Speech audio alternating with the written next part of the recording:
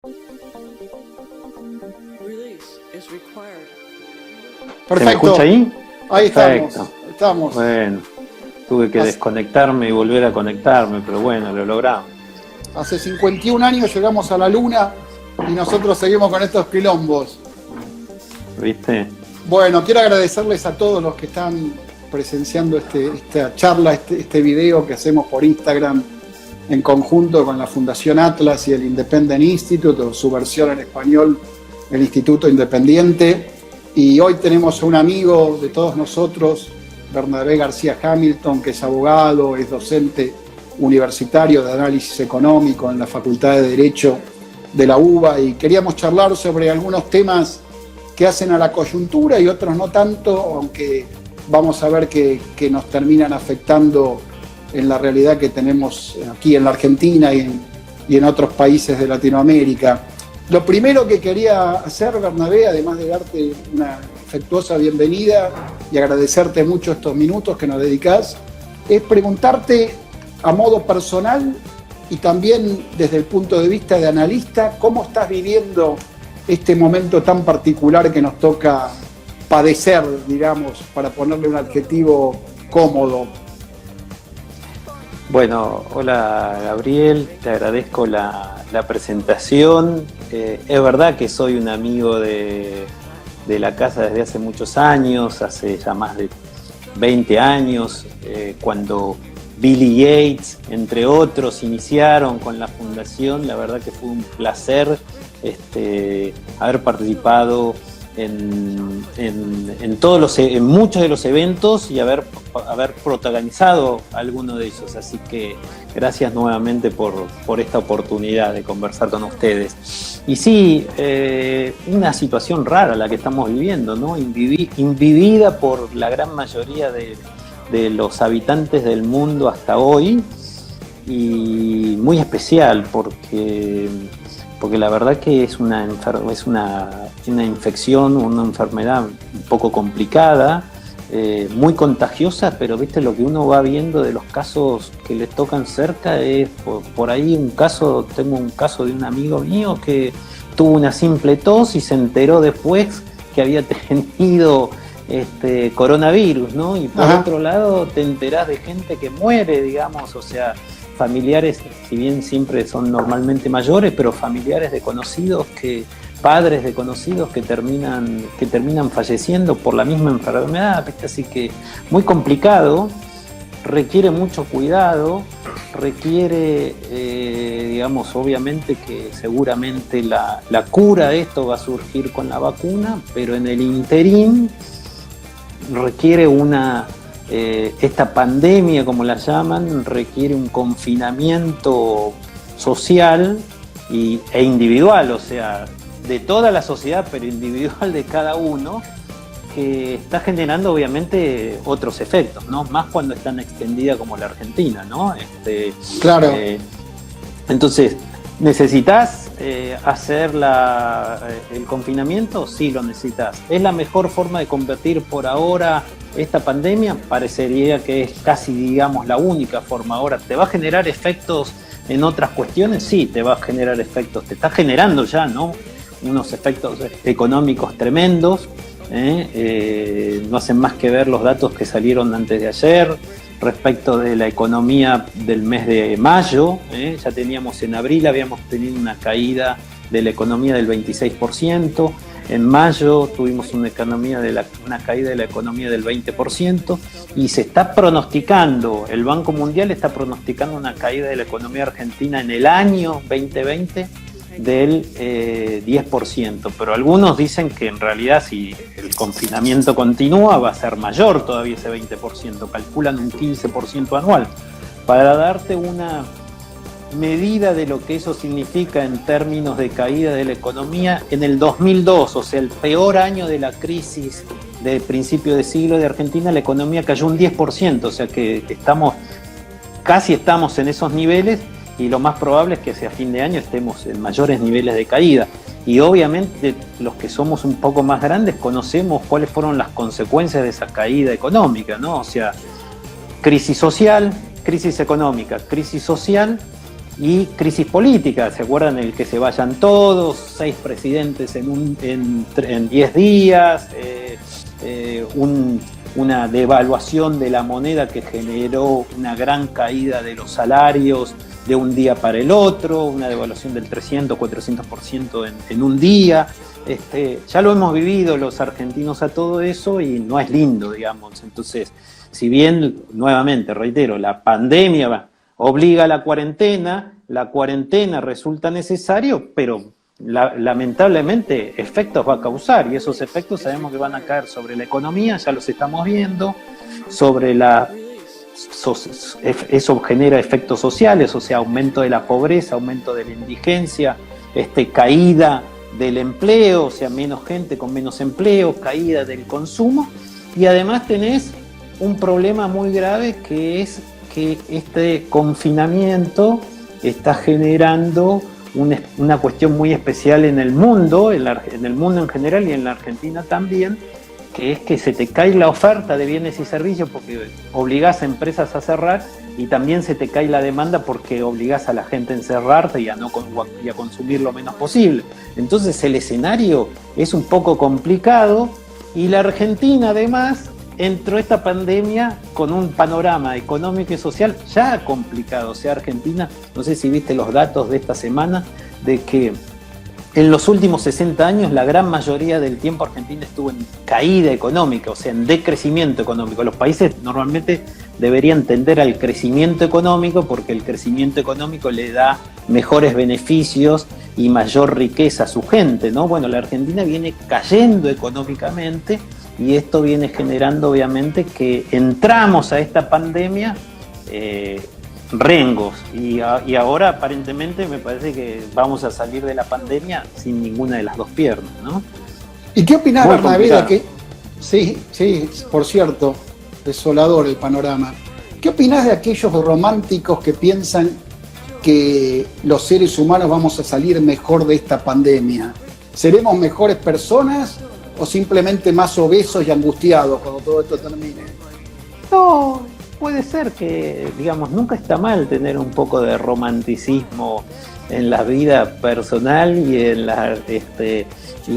en el romanticismo social también, ¿no? En cómo nos vemos como sociedad. Obviamente que esta situación ha generado, por un lado, saca de alguna gente lo mejor, ¿no? O sea, ha generado solidaridad de mucha gente que entiende que cuidarse uno también es cuidar a los demás, mucha gente que voluntariamente se pone el barbijo, hace el distanciamiento y con respeto, ¿no? Eso por supuesto que está correcto y es muy bien y está muy bien que así sea, pero muchas veces también saca lo peor. Y por ejemplo, a mí me sorprende mucho, lo digo en cuestiones por ahí menores, pero esto de que algunos andan buchuneando a otros, de que sale, y normalmente el que sale porque lo necesita. Nadie sale corriendo a decir quiero contagiarme de COVID. Salgo porque necesito, porque trabajo en una actividad esencial.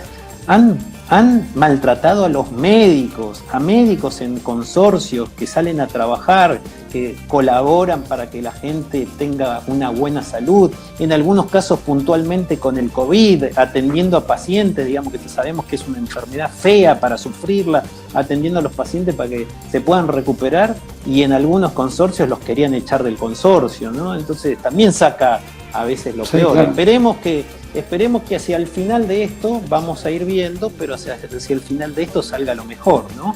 Pero igual, si vos me preguntás a mí ahora en qué situación estamos, me parece que estamos un poquito complicados, ¿no? O sea, Argentina con respecto a esto, porque estamos entrando un poco al pico no sé si es el pico, porque la verdad que no sé nada de medicina y tengo los datos, pero cuando uno viene el seguimiento, cada día tenemos más casos, y por el otro lado, normalmente cuando vos tenés más casos deberías ir a un mayor confinamiento, pero nosotros ya vamos por el día, por lo menos la gente del AMBA, ¿no? Vamos por el día 125, 126, estamos cansados, tenemos los brazos caídos, queremos salir y eso obviamente provocaría mayores contagios, ¿no? Y la situación económica y social en el AMBA, la vez que además, digamos, de estos temas puntuales, de la caída de la economía, de la caída de la mayor pobreza, que esas son cuestiones que se pueden medir, estás viendo también graves conflictos sociales con los casos de seguridad, ¿no? Que se ven todos los días, ¿no? O sea, gente saliendo a robar a otros, pero ya están robándole las bolsas de supermercado en el camino de vuelta a su casa, ¿no? O sea, ¿no? Ya no es que le vamos a robar plata, sino ya la gente se está robando comida entre ellos, ¿no? Entonces, bueno, complicado. Mientras tanto, seguimos esperando el pico de julio, que no era el que recibían las trillizas de oro, sino que parece que es otra cosa, pero... sí. Quería apuntar ahora a lo que le dio el título a esta charla contigo, que es, y que coincide con el año pasado, con 2019, que parece tan lejano después de todo lo que hemos vivido. Tú le hiciste un homenaje a tu padre a su libro del año 2006 de por qué crecen las naciones o por qué crecen los países, y hiciste una serie de videos, de entrevistas a prestigiosos liberales de la Argentina, básicamente Domingo Cavallo, Javier Milei, Martín Krause, Roberto Kachanowski, etcétera, que los recopilaron todos en una página de Facebook que lleva el nombre del libro, y nosotros mismos en el Instituto Independiente le creamos una sección especial, y ese título cobró vida nuevamente en las últimas semanas a raíz de ciertas declaraciones públicas y entrevistas que le han hecho al actual presidente uruguayo, a Lacalle Pou, que dijo que, entre otros autores, tu padre fue un inspirador en su vida para acercarse al ideario liberal y a las ideas de una sociedad abierta, de un mercado libre. ¿Qué reflexiones te trae todo esto, Bernabé? Sí, ese es un libro, ¿Por qué crecen los países? Es un libro que mi padre escribió allá hacia el 2006, ampliatorio de otro libro que él había escrito antes, que se llamaba El autoritarismo hispanoamericano. En esos dos libros él trata de explicar básicamente cómo en la historia de la humanidad fue muy importante para que tengamos primero el progreso que hoy tiene el capitalismo, el progreso que ha logrado para toda la humanidad en general, ¿no?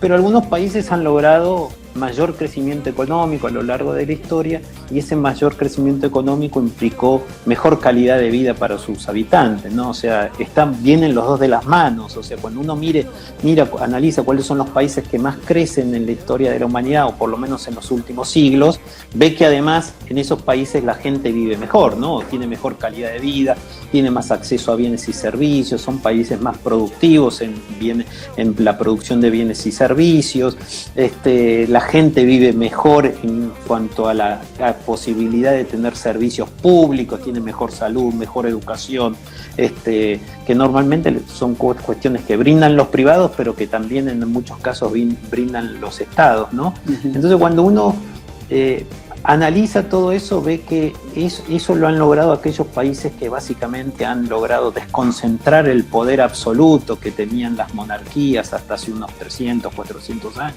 hasta la Revolución Inglesa, la gloriosa, digamos, Revolución Inglesa, la Revolución Francesa, la Revolución Americana, ¿no? Ellos han logrado desconcentrar ese poder absoluto, dividirlo en lo que nosotros conocemos como el poder republicano, digamos, en tres poderes distintos, pero además esos tres poderes que logren controlarse entre ellos, ¿no? O sea, que uno controle al otro, lo que llamaban los autores norteamericanos, se llamaban los check and balance, ¿no? Okay. Los pesos y contrapesos. Y eso se logró básicamente en esos estados con principalmente normas e instituciones que protegen la vida, porque si la vida de alguien no vale nada, no hay incentivos para generar riqueza, ¿no? O sea, generar una mejor calidad de vida. Protegen las libertades, porque las libertades es lo que les permite a la gente, ese motor que le permite a la gente crear, y desarrollarse. O sea, no solamente me tienen que proteger la vida, sino que tengo que tener libertades para lograr ese desarrollo. Y hay algo que por ahí la gente dice, bueno, pero esto, qué relación tiene que es el derecho de propiedad. O sea, para poder, digamos, que tener ese motor de libertad, de poder generar mayor riqueza, además de las libertades tenés que poder apropiarte de esa mayor riqueza que vos generás. Entonces el derecho de propiedad se vuelve muy importante en las sociedades. Y las sociedades que han logrado, digamos, proteger la vida, las libertades y el derecho de propiedad de los individuos o de sus ciudadanos, han logrado a lo largo del tiempo una mayor riqueza, que decíamos es una mejor vida, que significa una mejor vida para ellos, ¿no? Entonces, ese libro explica eso, explica cómo normalmente estos derechos de propiedad y derechos de libertades surgieron en la Atenas antigua y en el Imperio Romano, después el oscurantismo de la Edad Feudal, y cómo principalmente en Inglaterra, después en Francia y después se expandió en Estados Unidos, cómo, digamos, a lo largo de la historia, a medida que se fueron logrando esas libertades y esa protección de esos derechos, esos lugares han logrado crecer, ¿no? Y esto viene de la mano mucho también, justo si vos mirás la época en que esos derechos empiezan a protegerse, viene de la mano de la revolución industrial, que permitió un gran crecimiento de la producción de bienes y servicios y del consumo de bienes y servicios, y del sistema capitalista, ¿no? Porque cuando vos ves cuáles son los países que progresaron, normalmente los países que progresaron son aquellos que el sistema capitalista protegió de mejor forma la libertad, la vida y los derechos de propiedad de sus individuos. Eso no quiere decir que en esos lugares existan desigualdades, sino justamente esos países son los que han logrado a lo largo del tiempo, siempre con conquistas también sociales y políticas, han logrado también, con ese funcionamiento de ese Estado controlado y de ese poder no concentrado, sino al contrario dividido, han logrado a lo largo del tiempo también mayor nivel de igualdad entre sus ciudadanos, ¿no? Donde sus ciudadanos viven mejor, todos, los de abajo y los de arriba también, ¿no? Sí, claro. Bueno, como bien decís vos, Fundación Atlas, la Fundación Federalismo y Libertad de Tucumán, la CADAL, que es una fundación de acá de la Ciudad de Buenos Aires, vinieron haciendo homenajes a mi padre en virtud de estas ideas, y el año pasado, durante la campaña electoral, en una revista que se llama Dialogando, una revista uruguaya, le hacen la pregunta al entonces candidato a presidente, hoy presidente Luis Lacalle Pou, sobre cuáles son las ideas que influyeron en su pensamiento, y dijo, sí, uno de los libros que influyó en mi pensamiento es el libro ¿Por qué crecen los países?, de José Ignacio García James, ¿no? O las ideas del libro, ¿no?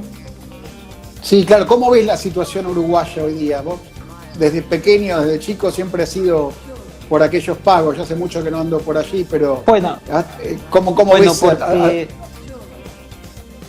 Porque mi familia, mi papá y la rama familiar de mi papá eran uruguayos, o sea, mi bisabuelo era uruguayo, entonces, claro, volvían su padre, mi abuelo y mi papá volvían constantemente a Uruguay de vacaciones, ¿no? Entonces eso nos permitió estar siempre cerca, y considerarnos en una pequeña partecita uruguayos también. Mi padre tenía muchos amigos uruguayos, entonces nos considerábamos una pequeña partecita uruguayos, como los italianos muchas veces se consideran en su parte italiana, aun cuando ya varias generaciones vivan acá, o los españoles, ¿no?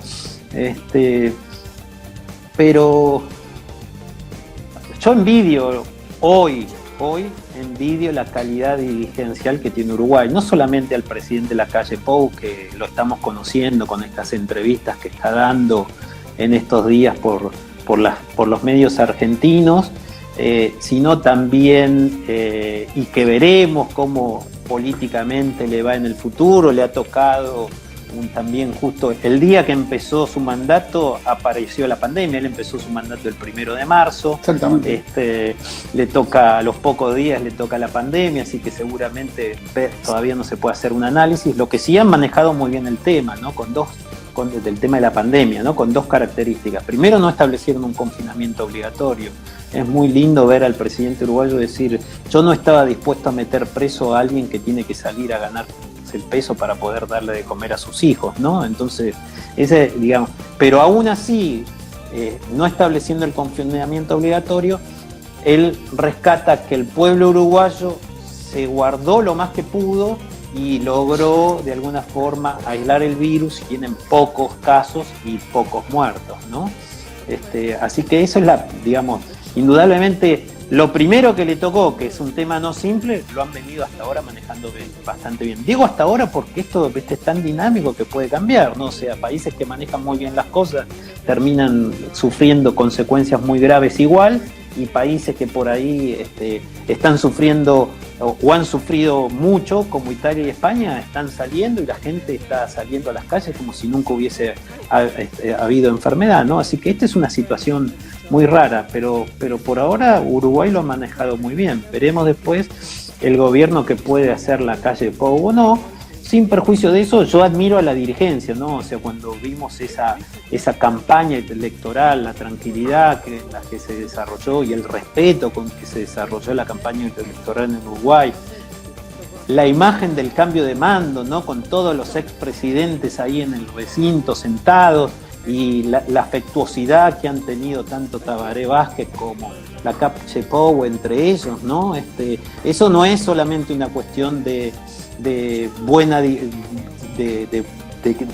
no es exclusivamente un tema de calidad de dos personas, es una calidad, demuestra la calidad de todo un pueblo y demuestra la calidad que están teniendo hoy las instituciones uruguayas, ¿no? Y la dirigencia uruguaya, ¿no? Exacto.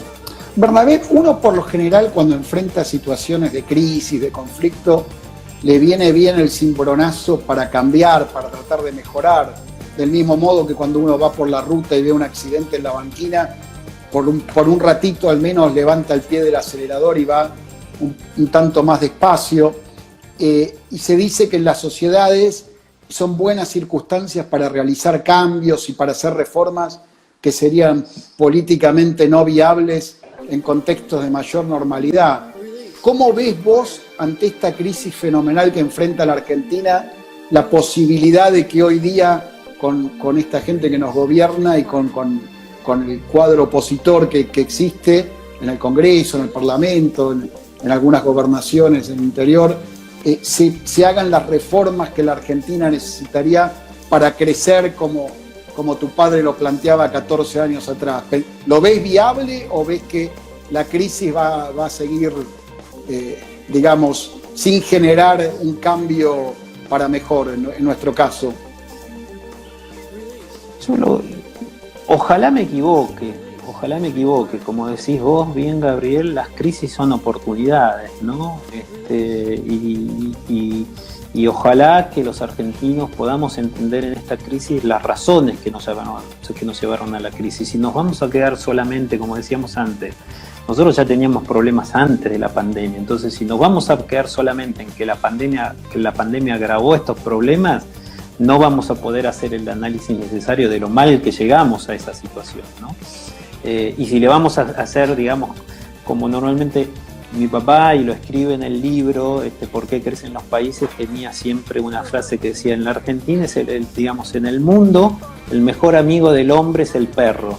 En Argentina, en realidad, el mejor amigo del hombre es el chivo expiatorio, ¿no? O sea, siempre le queremos echar la culpa a otros. Entonces, si le vamos a echar la culpa a la pandemia de nuestro problema social, económico que vamos a sufrir, porque lo vamos a sufrir como lo va a sufrir todo el mundo, pero si le vamos a echar la culpa a la pandemia y no miramos cómo llegamos, y difícilmente podamos pensar en cómo salir de esta situación, ¿no?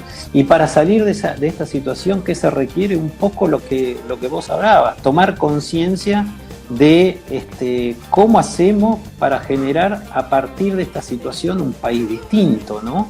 Y un país distinto, y la cuestión es ¿qué es un país distinto? Y ahí está la gran discusión. Un país distinto debería ser aquel país que le permita a su gente vivir mejor de lo que ha vivido últimamente. Y cuando hablo de su gente me refiero a todos, ¿no? O sea, vos hoy tenés una situación, decíamos, 50% de pobreza. Dentro de esa pobreza, 30% de esa gente es indigente. La economía cayéndose muy poco nivel de ahorro. Los argentinos, Gabriel, se estima 400.000 millones de dólares en el resto del mundo. O sea,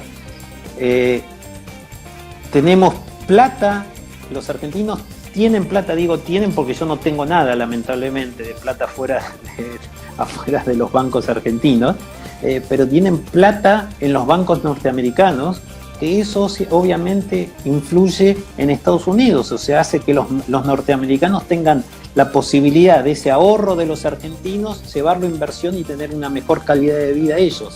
Tenemos plata en bancos europeos, eso hace que los europeos puedan invertir ese ahorro argentino y adquirir ellos una mejor calidad de vida con ese dinero.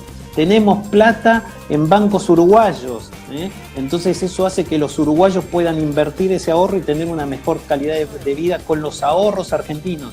Y tenemos muy poco ahorro en Argentina. Claramente eso hace que tengamos poco nivel de inversión, y poco nivel de inversión hace que tengamos poco nivel de producción, y poco nivel de producción, ¿qué nos hace? Nos hace más pobres, Gabriel, tenemos menos producción de bienes y servicios, podemos intercambiar menos bienes y servicios con el mundo, básicamente podemos satisfacer menos necesidades.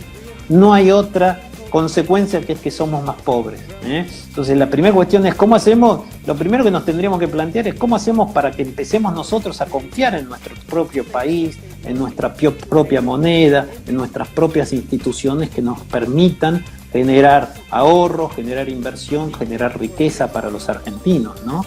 Yo creo que si la clase política no empieza a pensar eso, no vamos a salir de esta pandemia, podremos mejorar un poco, empeorar más, pero la situación va a ser muy complicada, ¿no? Y lamentablemente ahí es donde no veo a la clase política argentina discutiendo esto, ¿no? Sino, más que discutiendo esto, una de las cosas que yo decía, 2 pilares de la calle Pou. Uno, el tema de no obligó a nadie a hacer la cuarentena, pero igual la cuarentena se hizo. Y la segunda cuestión es, la dirigencia política uruguaya lo primero que hizo fue bajarse los sueldos.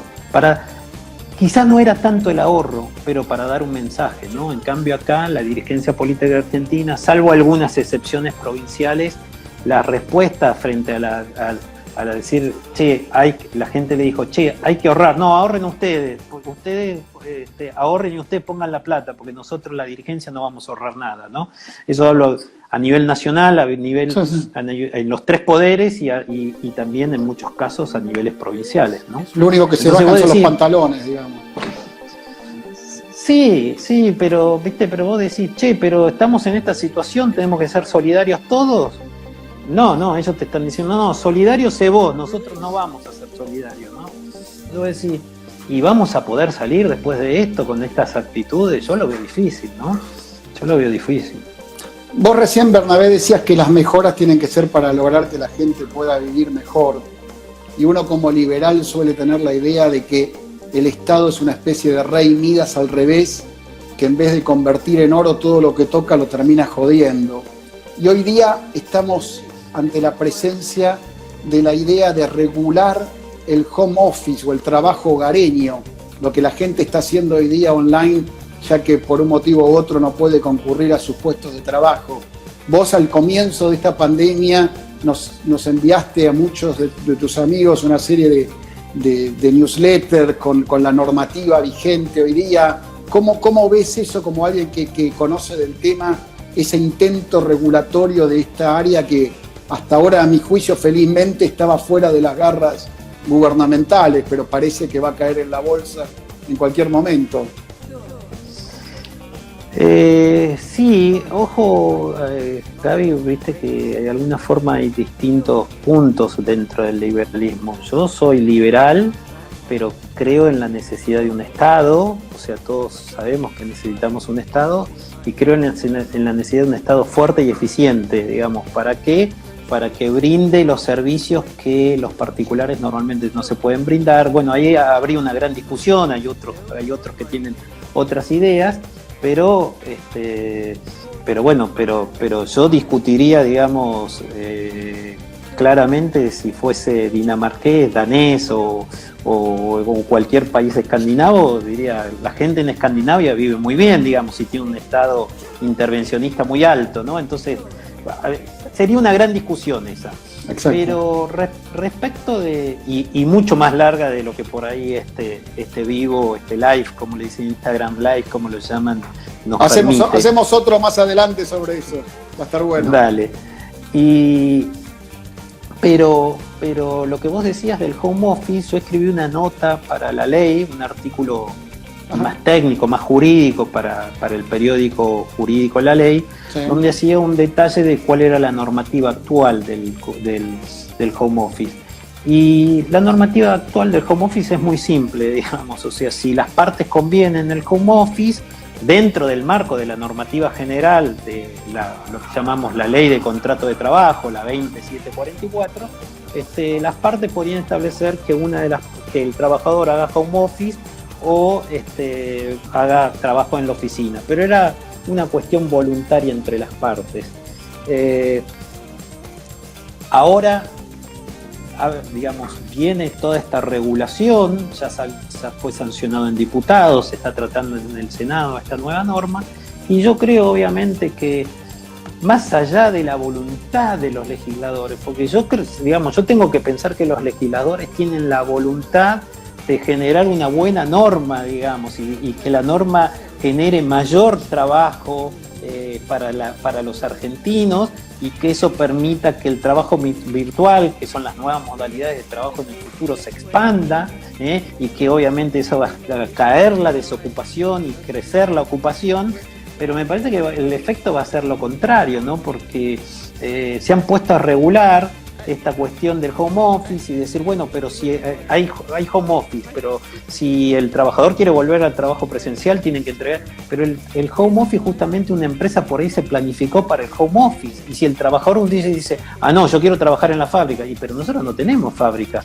entonces, ¿cómo hacemos? ¿Viste? Tienen esas cosas raras, ¿y eso qué hace? Entonces la gente, los empresarios van a decir, no, mira, yo no puedo tomar a alguien que un día me diga, yo quiero trabajar en la fábrica, pero si yo no tengo fábrica, no, entonces me doy por despedido y tengo derechos a reclamar y me cambiaron las condiciones laborales.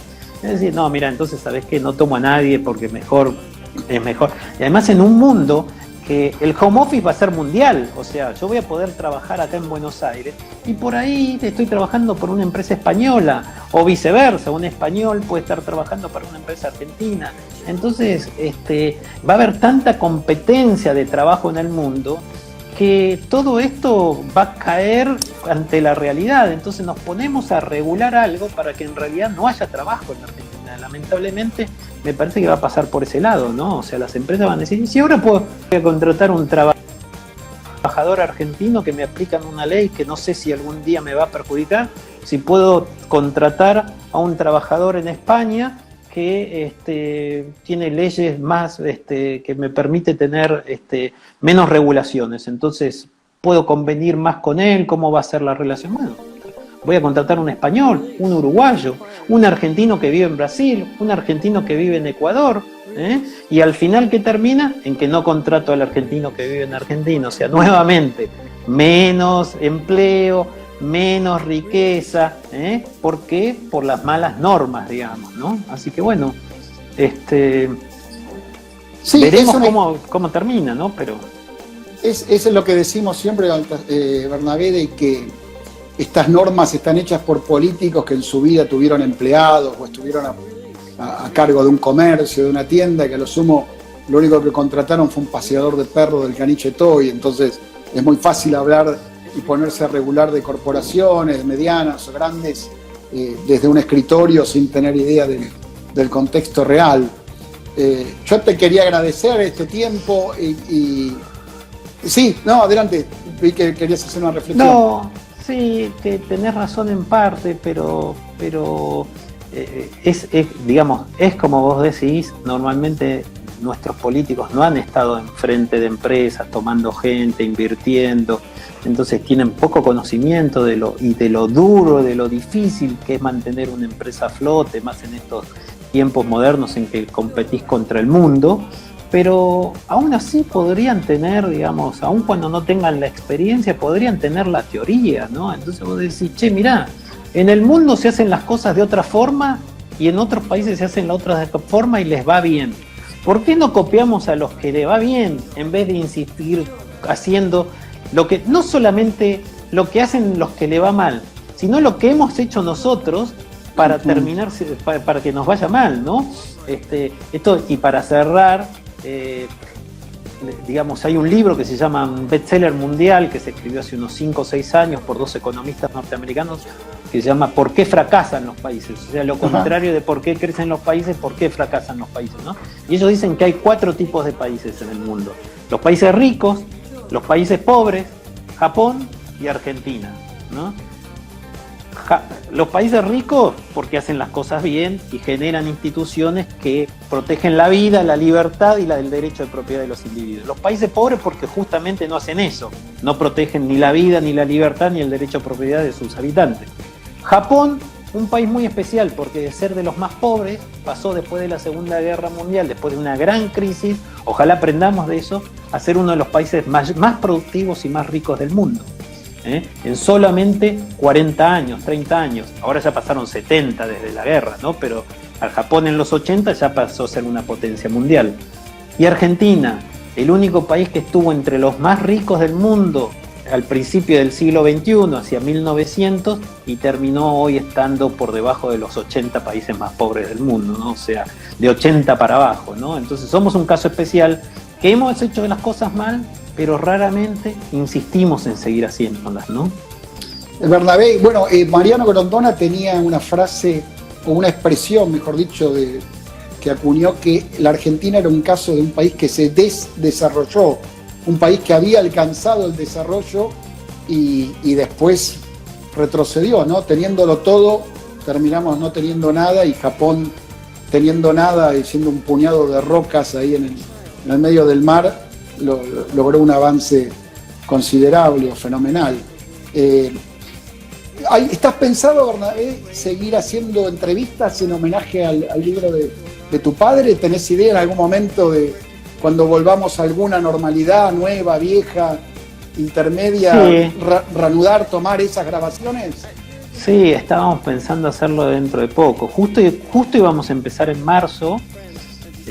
Nos agarró este tema de la pandemia y viste que se volvió todo muy médico, o sea, solamente hablan, sí, claro, los médicos en los medios, solamente, claro, opinan los médicos, los periodistas solamente entrevistan médicos, así que dijimos, che, esperemos un poquito, porque nadie nos va a escuchar en este momento, pero sí, la idea es, si podemos ya hacia fin de año, hacer un nuevo ciclo con nuevos invitados, y si no, retomaremos el año que viene, pero la idea es seguir conversando estos temas, ¿no? De crecimiento económico, de desarrollo social, digamos, y tratar de entender cómo el mundo lo ha logrado, cómo nosotros lo logramos en algún momento, como te decía Gaby.